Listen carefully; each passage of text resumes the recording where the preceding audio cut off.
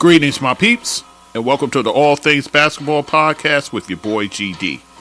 In this episode, I'll be doing my player spotlight for the month of February. I'll be covering Alex English, guys, so I'll be covering him and all that he's done in the NBA. So just sit back, relax, and enjoy the show.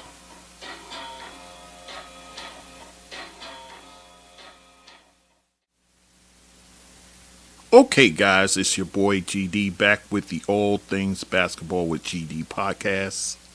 Guys, we are in February, which means we are in the midst of Black History Month. And with that, as I always do, I like to do player profiles for the month of February. So we're going to get it started in that regard. To kick it off, I'm going to talk about a man vastly underrated in the eyes of NBA fans and historians alike. I say that because the NBA itself had a top 50 list, and then they came back 25 years later with a top 75 list, and this man's name was nowhere in there, which I was stunned about. But this is a man who deserves his place among the top 75 players. In fact, The Athletic listed him amongst the top 75, actually put him at 71, the 71st best player ever to play in the NBA. And that man's name is Alex English, born Alexander English. A small forward playing in an era where each night it was a battle in terms of small forwards back in the late 70s, but pretty much the 80s. Where each night you had to go up against the likes of a Julius Erving, Larry Bird, Dominique Wilkins, James Worthy, Bernard King, Mark Aguirre, Purvis Short. I mean, you had a host of guys, Marcus Johnson as well, another underrated player. But to me, Alex English, I think, is one of the most overlooked players in the history of the NBA. So, like I said, he's a small forward, 6'8", 190 is the weight he played at. He's born in January 5th, 1954. So, in fact, he just turned 70 years old, guys. Born in Columbia, South Carolina, place I'm familiar with. Gotta check my family tree, maybe he's on it, but that's a story for another day. His mom named him after former king of Macedonia, Alexander the Great. So she named him that, expecting great things from him. Needless to say, his mother was pretty prophetic in naming him that, because he has turned out to be all that and then some. He spent his early years living with his grandmother while his parents worked up north in New York. He first started playing basketball at the age of 10. So Alex, very young, having an interest in basketball. He attended Han Junior High School, and then later he would enroll in Drahar High School in Columbia, South Carolina. While playing there, he started in 79 games.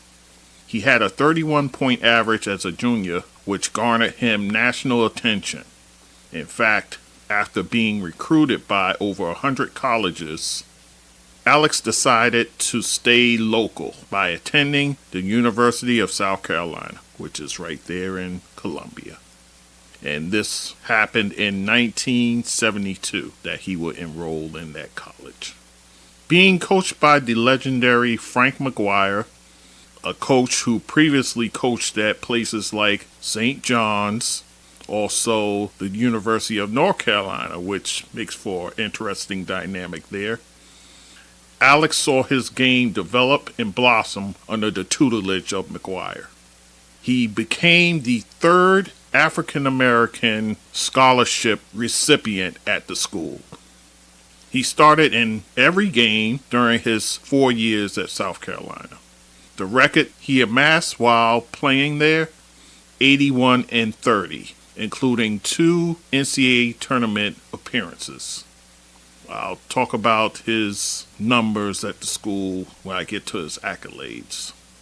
Alex graduated from the University of South Carolina with an English degree in 1976. Alex's interests while in college were literature, poetry, art, and sculpture. He went into the 1976 draft and he was selected 23rd overall, and he was picked in actually the second round. The sixth pick in the second round, to be exact, by the Milwaukee Bucks. Notable names in that 1976 draft: John Lucas, who went number 1 overall, coming out of the University of Maryland, and he was drafted by the Houston Rockets.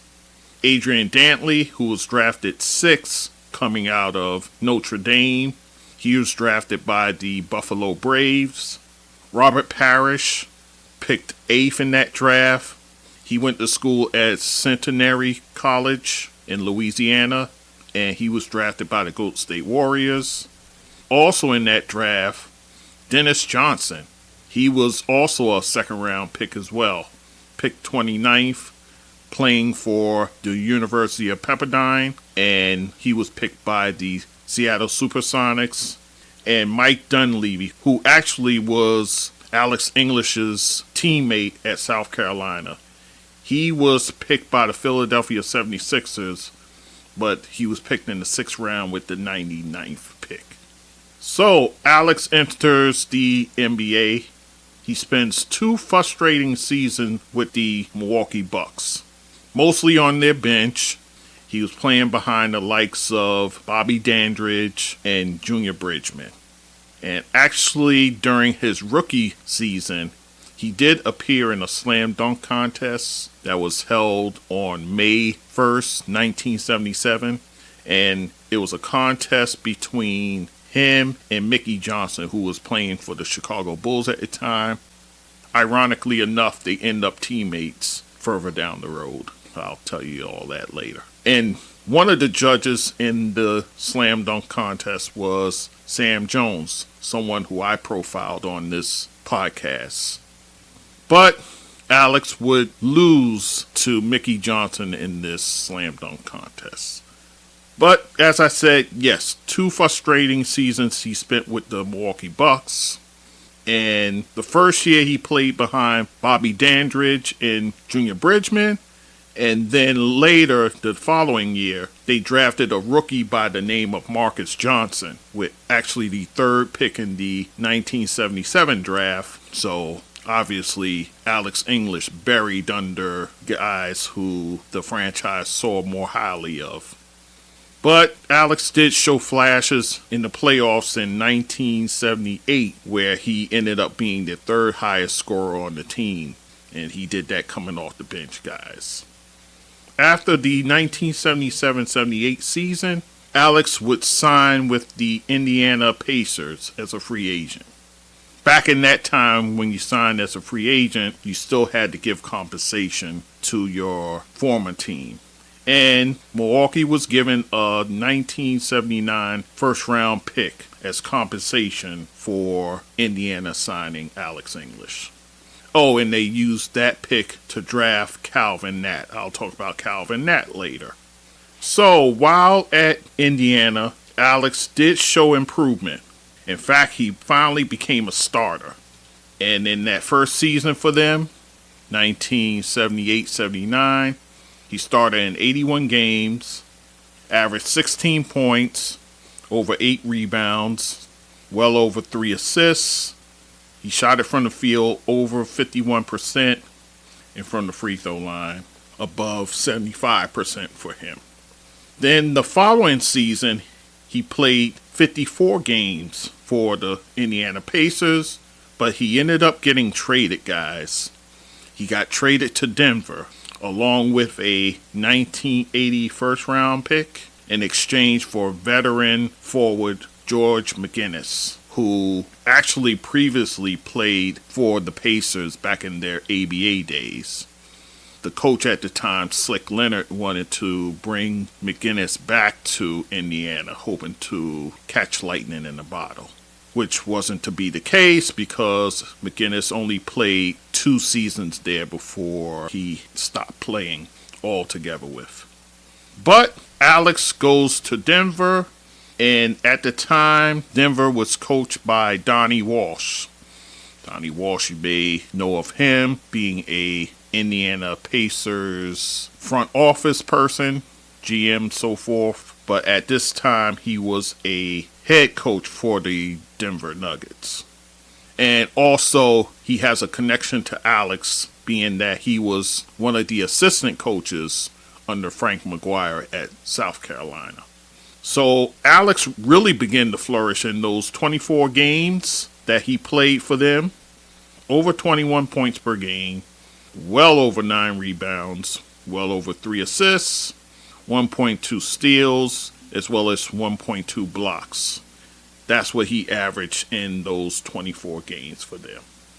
Then we move on to 1980-81 season, where he played under Walsh still, but Walsh was fired mid-season or so, and they ended up hiring interim Doug Moe. And that was the year that Alex really put the league on notice. The team did end up finishing 37-45 on the outside looking in terms of playoffs, but Alex for that season played in 81 games, averaged 23.8 points per game, 8 rebounds, 3.6 assists, 1.3 steals, and 1.2 blocks. Shot it from the field above 49% and 85% from the free throw line, guys. And this season actually would begin the start of 9 straight seasons where Alex had a 23 points or more average in terms of scoring. And also on that team, he had guys like Dan Issel, he had David Thompson there. So you had a high-powered team, guys. And it seemed once he played for Doug Moe liked to push the tempo. Doug Moe, I would say he was somewhat like a Mike D'Antoni in terms of having his offense, pushing the ball up the court, putting pressure on the defense. The only problem, just like Mike D'Antoni, team's defense was lacking, to put it mildly. But nonetheless, that was his first full season in Denver. Then we move on to 1981-82. That's his first All-Star campaign where he makes his first All-Star game and the first of 8 straight he would make, guys.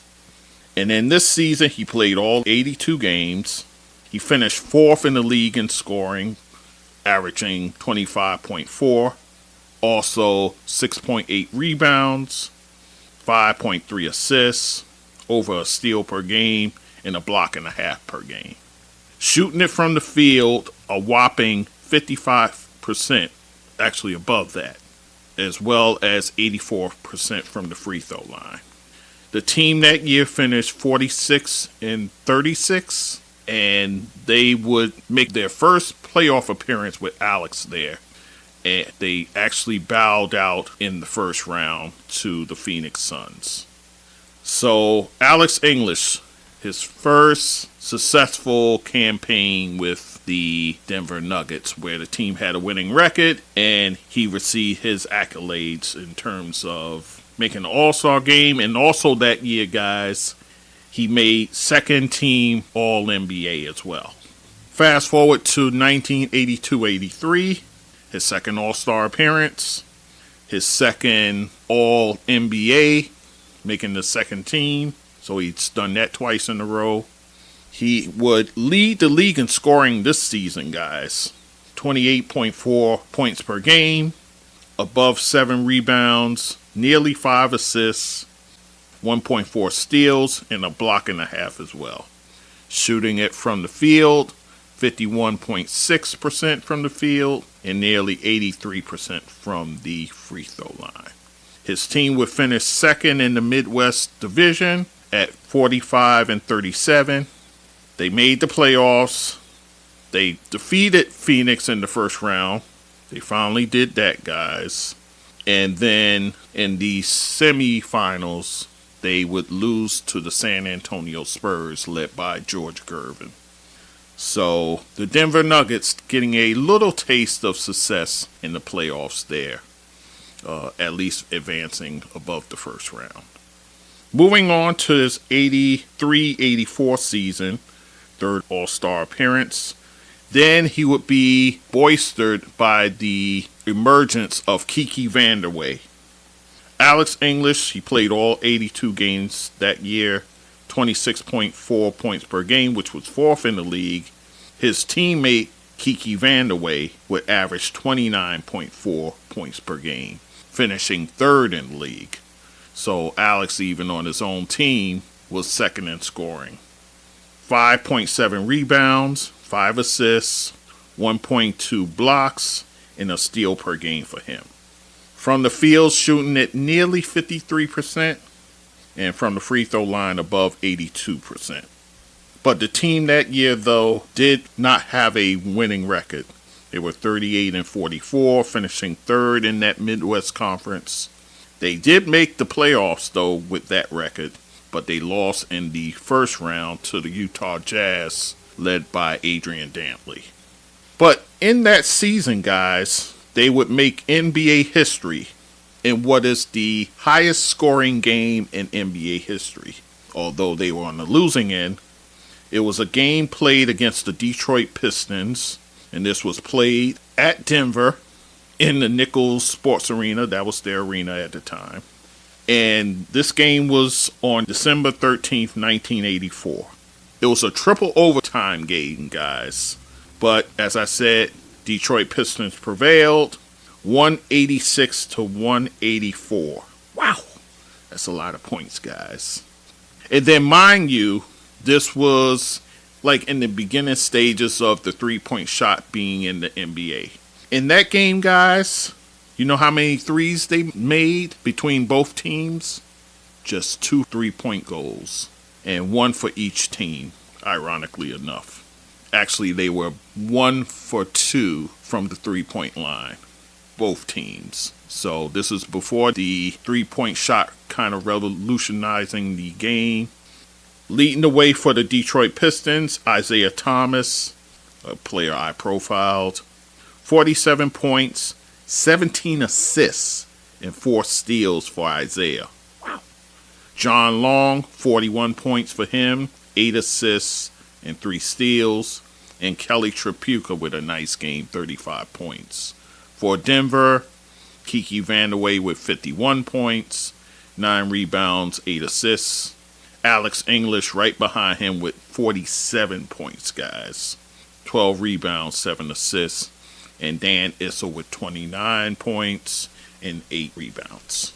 Moving ahead, guys, in 1984-85, Doug Moe and the powers that be in Denver decided, look, we can't even stop a cold over here in Denver, so we need to get tougher on defense. So here's what we're going to do.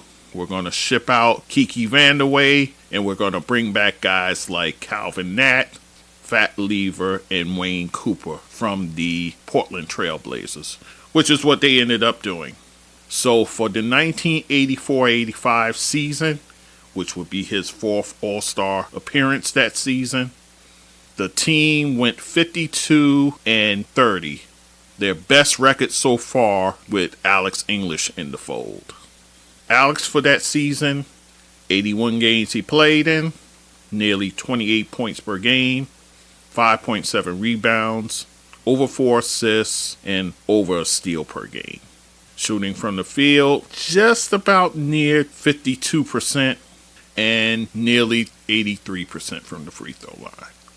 They finished first in the Midwest Division. They won in the first round against the San Antonio Spurs, beating George Gervin and those guys. To the semis they went, facing a Utah Jazz team led by Adrian Dantley and beating them, kind of exacting a little revenge in that regard. And then they would go on to the conference finals against the LA Lakers, and they lost to them 4-1. Actually, in that series, Alex English broke his thumb in Game 4, and a lot of people would say that kind of turned the tide against the Nuggets. And that is probably why they ended up losing that series. And then the Lakers would go on to win the championship that year. But that by far was Alex's most successful run in the playoffs. Then we move on to the 1985-86 season, his fifth All-Star appearance. And this year he got back to All-NBA status, second team. He played in 81 games, guys. He averaged 29.8, so nearly 30 points per game, which was his career best, guys. And he finished third in the scoring that year. 5 rebounds, 4 assists for him. 50.4% from the field, well above 86% from the free throw line. His team would finish 47-35, second in the Midwest. They would beat Portland in that first round, and then in the semis they would lose to Houston, the Rockets, with those twin towers of Ralph Sampson and Hakeem Olajuwon, a player I profiled as well. And then we move on to 1986-87, his sixth All-Star appearance. The team only went 37-45 that season, guys. And they ended up losing to the Lakers in the first round. Alex would play in all 82 games. He scored 28.6 points per game, which was third in the league. Above 4 rebounds and over 5 assists for him. 50.3% from the field, 84.4% from the free throw line, guys. So that year, not as successful as one would like to see from Alex and his team. Then we move to the 1987-88 season, where he will have another All-Star appearance, guys. Played in 80 games. 25 points per game, which was ninth in the league. 4.7 rebounds, 4.7 assists. Shot at 49.5% from the field and nearly 83% from the free throw line, guys. In this year, his team will have their best record with him as their go-to guy. 54-28 is what they finished, which was first in the Midwest Division. They won in the first round against Seattle, a high-powered Seattle team that had Tom Chambers, Dale Ellis, and my man Xavier McDaniel. But in the semifinals, they did lose to Dallas, led by Mark Aguirre. They would lose to them in that second round, and a bit of an upset there. A successful season in the regular season, postseason, not so much. Moving on to 1988-89, where this would be his last All-Star appearance, guys. His 8th in a row. And with this team, you know, they have the likes of a Michael Adams there now. You got a Walter Davis coming off your bench. So the team went 44-38, third. They finished in the Midwest Division. And they did lose in the first round to the Phoenix Suns. A Phoenix Suns team that now has Kevin Johnson, and they acquired Tom Chambers as well. So they would lose in that first round. Alex himself appeared in all 82 games, 26.5 points per game, which was 6th in the league. 4 rebounds, 4.7 assists for him. Above 49% from the field, so you see his field goal percentage starting to wane a bit. And 85.8% from the free throw line, guys. And then his last season in Denver, he's at age 36 now, guys. The 1989-90 season, he would only average slightly under 18 points per game, 3.6 rebounds, and nearly 3 assists. And he would see his playing time diminish as well, guys. Shooting it above 49% again, guys, but he's taking 6 less shots per game. And he shot at 88% from the free throw line. The team itself finished 43-39, which was 4th in the Midwest Division. He did make the playoffs, but they lost to the San Antonio Spurs. This was the new look San Antonio Spurs now. Now they have a guy named David Robinson in the middle there. Also, you have guys like Terry Cummings there, Sean Elliott, Rod Strickland as well. So definitely a different looking team, guys.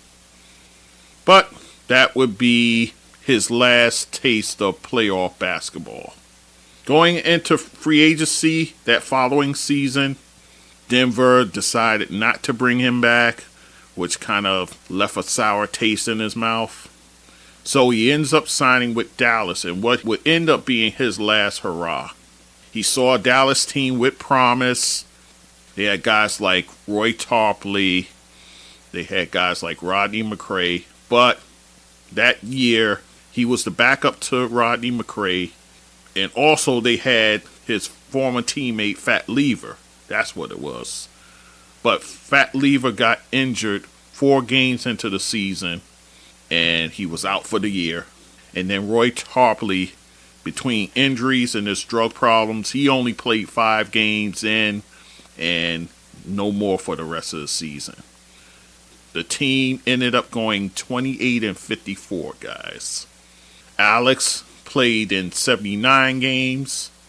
He only played about 26.5 minutes per game, guys. He averaged 9.7 points, over 3 rebounds. Not good from the field, guys. Close to 44%, and then 85% from the free throw line. He was released by the Dallas Mavericks after the 1990-91 season. No one would sign him, so he went overseas to play in Italy for Team Basket Napoli, where he averaged slightly under 14 points per game in 18 games overseas, which he played there in 1992. Then following that, he retired from the game of basketball, guys. So Alex English, now retired. After his playing days, he actually, from his work with being a player rep, which he was for their union, would follow him as he is named Director of Player Programs for the NBPA, National Basketball Players Association. Being in that position, he was a liaison for the NBPA and the Retired Players Association. I've talked about them when I talked about Oscar Robertson. He was appointed as interim executive director of the NBPL, and he was actually in the midst of their negotiations with the NBA when they had their negotiations back in 1995. Then he did TV work as an analyst for Fox Sports Network, also for Fox Rocky Mountain, where he did analysis work for the Denver Nuggets. He also co-hosted a show on CNN, This Week in the NBA. He also did some analyst work at NBA TV and also with the SEC network, calling games there. He tried his hand at coaching in the NBDL, a league that would later be called the G League. And he coached for a team called the North Charleston Low Gators. And he did this in 2001-2002 season. And his team actually was tied for the best record in the league, but they ended up losing in the championship. He also had assistant coaching stints with the Atlanta Hawks, the Philadelphia 76ers, the Toronto Raptors, and the Sacramento Kings, which would be his last coaching stop. And ironically enough, he was let go by the next coach, who was Mike Malone, who would eventually become Denver Nuggets coach. So a bit of irony there. Held basketball clinics in Italy, South Korea, and Chile with Nikisha Sales. Nikisha Sales, a women's basketball player. She played at UConn. She ended up going to the WNBA. And also Candace Wiggins, another player who would end up going to the WNBA, but she played her ball at Stanford. Was also part of the Basketball Without Borders program as an NBA ambassador there. He also did work for the WNBA, actually for their players union. He was a board of advocates member. Alex also did a bit of acting. He debuted in a movie called Amazing Grace and Chuck, where he played a Boston Celtics player who would take a political stance against playing ball. It was about the nuclear bombs and so forth. So he took a stand in that regard.